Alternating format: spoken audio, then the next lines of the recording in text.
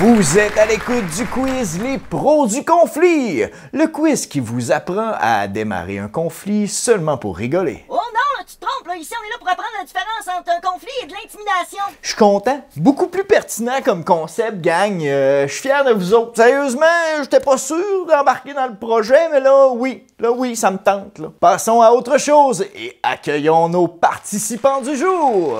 Je vous laisse vous présenter. Moi, c'est Léon. Moi, c'est Simone. Êtes-vous prêts pour la mise en situation? Écoutez bien, elle est complexe. Lundi, tout le monde rit en classe en se passant un petit papier, sauf Bianca qui, elle, est mise de côté. Mardi, deux élèves parlent d'une photo de Bianca et décident de la partager dans le groupe de la classe. Plus tard, Bianca passe devant eux, il la salue et se chuchote des choses entre eux. Jeudi, Xavier met un cœur de pomme dans le casier d'un autre jeune et lui dit que c'est Bianca qui a fait ça. Vendredi, la prof annonce que Bianca est absente parce qu'elle a des maux de ventre. Une élève va voir l'enseignante en classe pour lui dire que Bianca est victime d'intimidation. Donc, est-ce un conflit ou de l'intimidation? Ben, c'est de l'intimidation. Oui, mais en même temps, ils l'ont toutes fait rien qu'une fois. Ceci est réellement une situation d'intimidation. Les comportements sont répétés et l'intention est réellement de blesser Bianca. Dans ce cas-ci, partager des photos sans son consentement, répandre des rumeurs et l'accuser faussement sont des actes d'intimidation.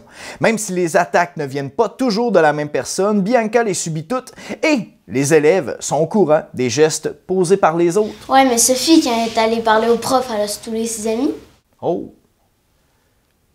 Quand Sophie est allée parler à l'enseignante, elle n'a pas stoulé. Elle a dénoncé une situation d'intimidation pour aider Bianca. Si on veut que l'intimidation arrête, il faut que les témoins osent dénoncer. Ensemble, on peut faire la différence! C'est trop? Ok, c'est trop. Ben, si on enlève une bûche, ensemble, on peut créer un changement pour que le climat soit plus agréable. Envoie le clip. Taquiner ou traiter de nom, ce n'est pas toujours de l'intimidation. Il faut tenir compte du contexte et de l'intention derrière ses actions.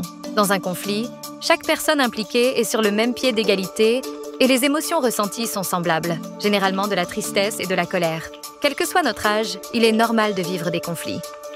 Avec l'intimidation, il y a un rapport de force et une différence entre les sentiments ressentis. La victime a peur, et l'intimidateur a un sentiment de pouvoir et parfois même de plaisir. Mais peu importe qu'il s'agisse d'un conflit ou de l'intimidation, lorsqu'un geste inacceptable est posé, les adultes interviennent toujours pour aider les élèves.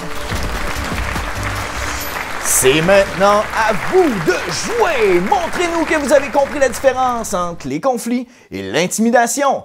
Bonne chance et faites la différence!